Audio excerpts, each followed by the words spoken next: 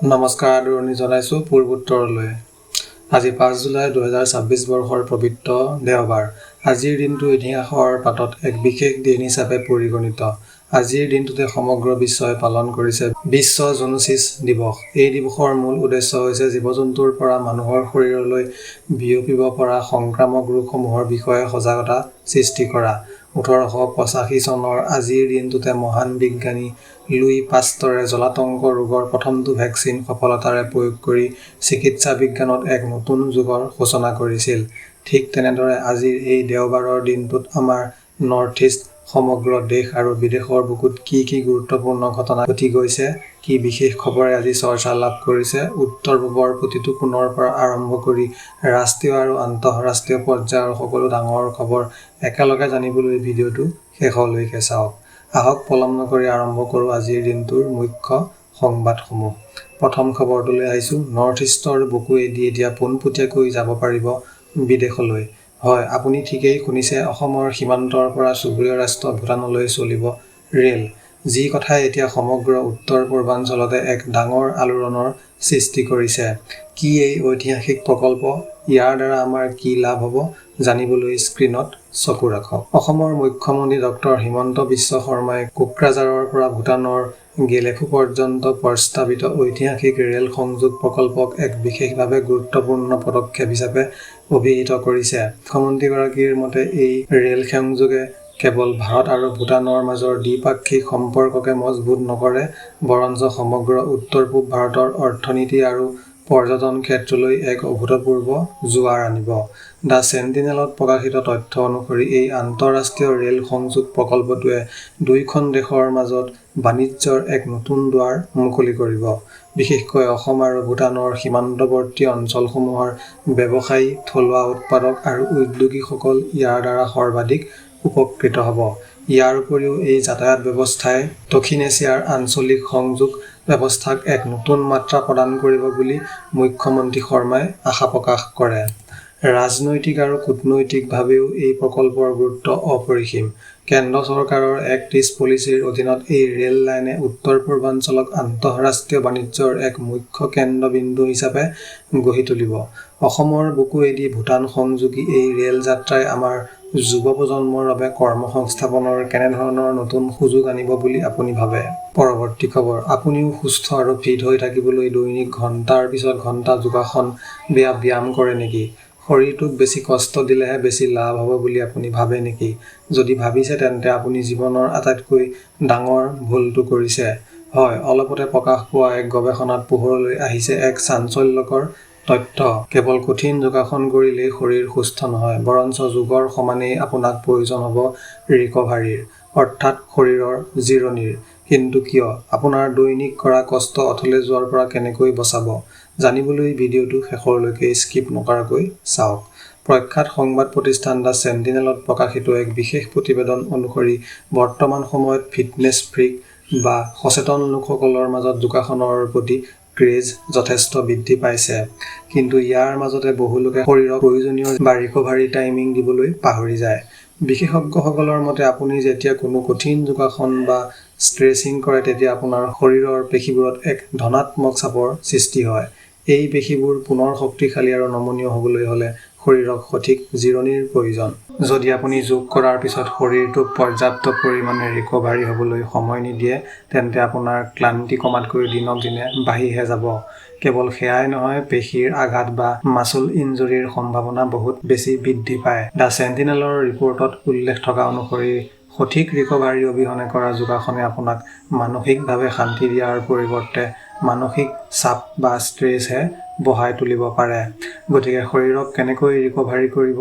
ইয়াৰ বাবে আটাইতকৈ গুৰুত্বপূৰ্ণ মাধ্যমটো হৈছে সঠিক আৰু গভীৰ টোপনি।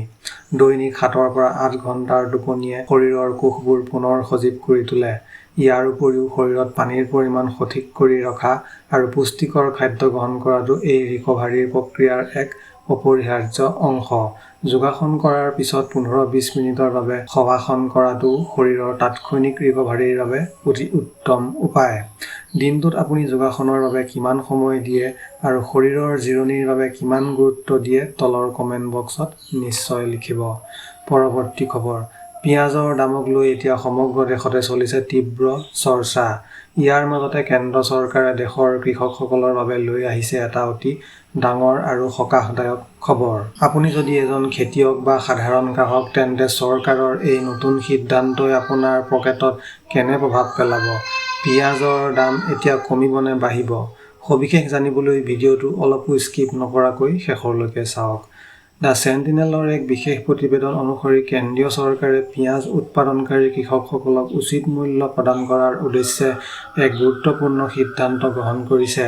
চৰকাৰে পিঁয়াজৰ চৰকাৰী ক্ৰয় মূল্য একেকোবে 13% পৰ্যন্ত বৃদ্ধি কৰিছে। পূৰ্বতে প্ৰতি কুইণ্টল পিঁয়াজৰ চৰকাৰী মূল্য 1872 টকা আছিল যদিও এতিয়াৰ পৰা কৃষকসকলে প্ৰতি কুইণ্টল পিঁয়াজত 2125 টকা লাভ কৰিব। অৰ্থাৎ চৰকাৰে প্ৰতি কুইণ্টলত 250 টকাকৈ বৃদ্ধি কৰিছে। 4 জুলাইৰ পৰা কাৰ্যকাৰী হোৱা এই নতুন সিদ্ধান্তৰ জৰিয়তে চৰকাৰে বজাৰ সুস্থিৰ কৰিবলৈ পিঁয়াজৰ বাফাৰ ষ্টক বৃদ্ধি কৰাৰ লক্ষ্য লৈছে। নাফেড আৰু NCCF-ৰ দৰে চৰকাৰী সংস্থাসমূহে এতিয়া এই নতুন দৰত কৃষকৰ পৰা পোনপটীয়াকৈ পিঁয়াজ ক্ৰয় কৰিব। ইয়াৰ দ্বাৰা কৃষকসকল মধ্যভোগীৰ শোষণৰ পৰা ৰক্ষা পৰিব আৰু নিজৰ কষ্টৰ সঠিক মূল্য লাভ কৰিবলৈ সক্ষম হ'ব। চৰকাৰৰ মতে দেশত পিঁয়াজৰ পৰ্যাপ্ত মজুত আছে, গতিকে গ্ৰাহকসকলে চিন্তিত হোৱাৰ কোনো কাৰণ নাই। চৰকাৰৰ এই সিদ্ধান্তই কৃষকসকলক সঁচাকৈ লাভান্বিত কৰিব বুলি আপুনি ভাবেনে? নে ইয়াৰ ফলত খুচুৰা বজাৰত পিঁয়াজৰ দাম আৰু বৃদ্ধি পাব? পৰৱৰ্তী খবৰ। মহানগৰী গুৱাহাটীত আকৌ এক উদ্বেগজনক ঘটনা। ভাড়াতীয়া ঘৰৰ পৰা হঠাতে নিৰুদ্দেশ হ'ল এগৰাকী মহিলা। কোনো সুংসূত্ৰ নাই কোনো ক্লু। কলৈ গ'ল মহিলাগৰাকী? ই এক সাধাৰণ নিৰুদ্দেশৰ ঘটনা নে ইয়াৰ আঁৰত লুকাই আছে কোনো গভীৰ ৰহস্য? গুৱাহাটীৰ নিৰাপত্তাক লৈ প্ৰশ্ন উত্থাপন কৰা এই সমগ্ৰ ঘটনাটো জানিবলৈ ভিডিঅ'টো শেষলৈকে চাওক। দ্য চেণ্টিনেলৰ এক বিশেষ প্ৰতিবেদন অনুসৰি গুৱাহাটীৰ চান্দমাৰী আৰক্ষী থানাৰ অন্তৰ্গত যোগীনগৰ অঞ্চলত এই চাঞ্চল্যকৰ ঘটনাটো সংঘটিত হৈছে।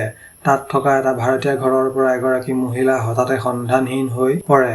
পৰিয়ালৰ লোকে জানিবলৈ দিয়া মতে মহিলাগৰাকীৰ ঘৰৰ পৰা ওলাই যোৱাৰ পিছত আৰু উভতি অহা নাই।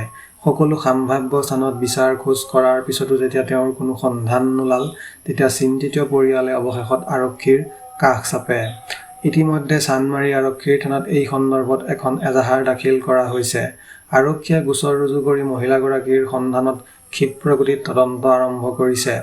আশে-পাশে থকা CCTV ফুটেজ পৰীক্ষা কৰাৰ লগতে মহিলাগৰাকীৰ মোবাইল নম্বৰৰ কল ডিটেইলছ ট্ৰেক কৰাৰ চেষ্টা চলাই থকা হৈছে বুলি জানিব পৰা গৈছে।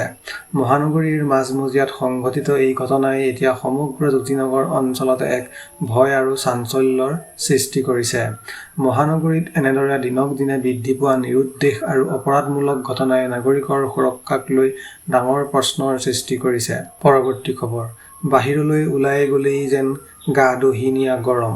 মূৰৰ ওপৰত সূৰ্যৰ প্ৰচণ্ড উত্তাপ আৰু অসহ্যকৰ ভাৱ। সমগ্ৰ অসমতে এতিয়া হাহাকাৰ পৰিস্থিতি। কিন্তু ইয়াৰ মাজতে মুখ্যমন্ত্ৰী ডক্টৰ হিমন্ত বিশ্ব শৰ্মাই ৰাজ্যবাসীৰ বাবে জাৰি কৰিছে এক জৰুৰী সতৰ্কবাণী। এই প্ৰচণ্ড গৰমত সুস্থ হৈ থাকিবলৈ আপুনি কি কৰিব লাগিব আৰু কি কৰাৰ পৰা বিৰত থাকিব লাগিব? মুখ্যমন্ত্ৰীৰ এই বিশেষ আহ্বান সকলোৱে জনাটো অতি প্ৰয়োজনীয়। জানিবলৈ ভিডিঅ'টো চাই থাকক। দ্য চেণ্টিনেলৰ এক বিশেষ প্ৰতিবেদন অনুসৰি বিগত কিছুদিন ধৰি সমগ্ৰ অসমতে তাপমাত্ৰা অস্বাভাৱিকভাৱে বৃদ্ধি পাইছে। ইয়াৰ পৰিপ্ৰেক্ষিতত মুখ্যমন্ত্ৰী ডক্টৰ হিমন্ত বিশ্ব শৰ্মাই জনসাধাৰণক অতিৰিক্ত সাৱধানতা অৱলম্বন কৰিবলৈ অনুৰোধ জনাইছে। বিশেষকৈ দুপৰীয়া ভাগত প্ৰয়োজন নহ'লে ঘৰৰ পৰা বাহিৰ নোলাবলৈ আৰু ওলালেও ছাতি, টুপি তথা পাতল কপাহী কাপোৰ ব্যৱহাৰ কৰিবলৈ চৰকাৰীভাৱে পৰামৰ্শ দিয়া হৈছে। মুখ্যমন্ত্ৰীগৰাকীয়ে উল্লেখ কৰা মতে এই গৰমৰ দিনকেইটাত শৰীৰত পানীৰ পৰিমাণ সঠিক কৰি ৰখাটো অত্যন্ত জৰুৰী। সেইবাবে পৰ্যাপ্ত পৰিমাণে পানী, নেমুৰ ৰস, ডাবৰ পানী বা ORS গ্ৰহণ কৰিব লাগে। শিশু, বৃদ্ধ আৰু গৰ্ভৱতী মহিলাসকলক এই সময়ছোৱাত বিশেষ যত্ন ল'বলৈ আহ্বান জনোৱা হৈছে। বতৰ বিজ্ঞান কেন্দ্ৰৰ তথ্য অনুসৰি আগন্তুক দিনকেইটাত তাপমাত্ৰা আৰু বৃদ্ধি পোৱাৰ সম্ভাৱনা আছে, যাৰ বাবে হিটষ্ট্ৰ'কৰ দৰে বিপদৰ পৰা বাচি থাকিবলৈ স্বাস্থ্য বিভাগে জাৰি কৰা নীতি নিৰ্দেশনাসমূহ পালন কৰাটো বাধ্যতামূলক। আপোনাৰ অঞ্চলত এতিয়া গৰমৰ প্ৰকোপ কেনেকুৱা? এই গৰমৰ পৰা বাচিবলৈ আপুনি কি উপায় অৱলম্বন কৰিছে তলৰ কমেণ্ট বক্সত নিশ্চয় জনাব। পৰৱৰ্তী খবৰ। নৰ্থ ইষ্টৰ ভোটাৰ তালিকাত সোমাই পৰিছে নেকি বিদেশী নাগৰিকৰ নাম? মিজোৰামৰ নিৰ্বাচনক লৈ কিয় সৃষ্টি হৈছে তীব্ৰ চাঞ্চল্য? অলপতে উঠা এক গুৰুত্বপূৰ্ণ অভিযোগৰ পিছতেই ৰাজ্যখনত চলিছিল এক বৃহৎ পুনৰীক্ষণৰ প্ৰক্ৰিয়া।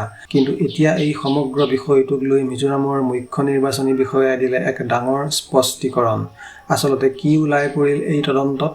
সমগ্ৰ নৰ্থ ইষ্টৰ বাবে কিয় গুৰুত্বপূৰ্ণ এই খবৰ জানিবলৈ ভিডিঅ'টো চাই থাকক।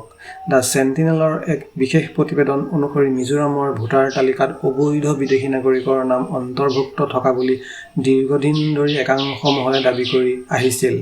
এই স্পৰ্শকাতৰ অভিযোগৰ পিছতেই নিৰ্বাচন আয়োগৰ নিৰ্দেশত ৰাজ্যখনত এক ব্যাপক ভেৰিফিকেশ্যন বা পৰীক্ষণ প্ৰক্ৰিয়া চলোৱা হয়। কিন্তু এই তদন্ত সম্পূৰ্ণ হোৱাৰ পিছত মিজোৰামৰ মুখ্য নিৰ্বাচনী বিষয়াই স্পষ্ট কৰি দিয়ে যে ভোটাৰ তালিকাত কোনো বিদেশী নাগৰিকৰ নাম থকাৰ প্ৰমাণ পোৱা হোৱা নাই আৰু তেওঁ এই দাবী সম্পূৰ্ণৰূপে নাকচ কৰে।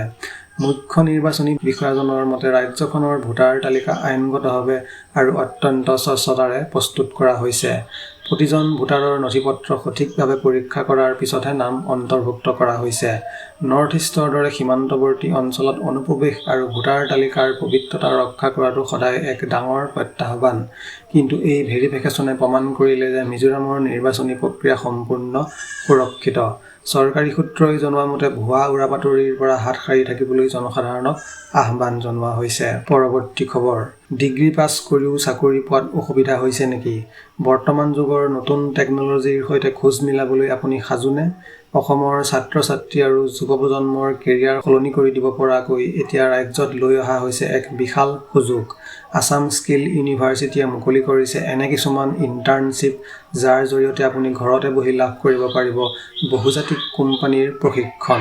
কি এই বিশেষ আঁচনি আৰু আপুনি কেনেকৈ আবেদন কৰিব? কেৰিয়াৰ গঢ়াৰ এই সোণালী সুযোগৰ বিষয়ে জানিবলৈ ভিডিঅ'টো শেষৰলৈকে চাওক। দ্য চেণ্টিনেলৰ এক বিশেষ প্ৰতিবেদন অনুসৰি মঙলদৈত অৱস্থিত অসম দক্ষতা বিশ্ববিদ্যালয় চমুকৈ আছাম স্কিল ইউনিভাৰ্চিটিয়ে ছাত্ৰ-ছাত্ৰীসকলক উদ্যোগ জগতৰ বাবে উপযুক্ত কৰি গঢ়ি তোলাৰ উদ্দেশ্যে এক নৱতম পদক্ষেপ গ্ৰহণ কৰিছে। বিশ্ববিদ্যালয়ে বৰ্তমান সময়ৰ আটাইতকৈ জনপ্ৰিয় আৰু উদীয়মান প্ৰযুক্তি যেনে artificial intelligence, data science, cyber security আৰু ক্লাউড কম্পিউটিঙৰ দৰে বৃত্তিমূলক ক্ষেত্ৰসমূহত উদ্যোগমুখী ইণ্টাৰ্ণশ্বিপ কাৰ্যসূচী আৰম্ভ কৰিছে। এই কাৰ্যসূচীৰ মূল উদ্দেশ্য হৈছে শিক্ষাৰ্থীসকলক কেৱল পুথিগত বিদ্যাতে আবদ্ধ নাৰাখি ব্যৱহাৰিক জ্ঞান প্ৰদান কৰা, যাতে তেওঁলোকে পঢ়া শেষ কৰাৰ লগে লগেই ডাঙৰ ডাঙৰ কৰ্পোৰেট খণ্ডত পোনপটীয়াকৈ সংস্থাপন লাভ কৰিব পাৰে। বিশ্ববিদ্যালয় কৰ্তৃপক্ষই জানিবলৈ দিয়া মতে দেশৰ শীৰ্ষস্থানীয় তথ্য প্ৰযুক্তি প্ৰতিষ্ঠান আৰু উদ্যোগসমূহৰ সৈতে অংশীদাৰিত্বৰে এই ইণ্টাৰ্ণশ্বিপসমূহ পৰিচালনা কৰা হ'ব। ই কেৱল অসমতেই নহয়, সমগ্ৰ উত্তৰ পূৰ্বাঞ্চলৰ দক্ষতা বিকাশৰ ক্ষেত্ৰত এক বৈপ্লৱিক পদক্ষেপ হিচাপে পৰিগণিত হ'ব। কাৰিকৰী শিক্ষা আৰু দক্ষতা বিকাশৰ বাবে অসম চৰকাৰৰ এই প্ৰয়াসক আপুনি কেনেদৰে মূল্যায়ন কৰে? ইয়াৰ দ্বাৰা আমাৰ যুৱ প্ৰজন্ম সঁচাকৈ লাভান্বিত হ'বনে? আপোনাৰ মতামত কমেণ্ট কৰি জনাওক। পৰৱৰ্তী খবৰ। উত্তৰ পূৰ্বাঞ্চলৰ ৰেল যোগাযোগৰ ক্ষেত্ৰত এক ডাঙৰ বিপ্লৱ। এতিয়াৰ পৰা নৰ্থ ইষ্টৰ বুকুত দৌৰিব অতি আধুনিক মেমু ৰেল। হয়, আমাৰ চুবুৰীয়া ৰাজ্য ত্ৰিপুৰাই আজিয়েই গঢ়িলে এক নতুন ইতিহাস। সমগ্ৰ উত্তৰ পূৰ্বাঞ্চলৰ ভিতৰতে এয়া প্ৰথম।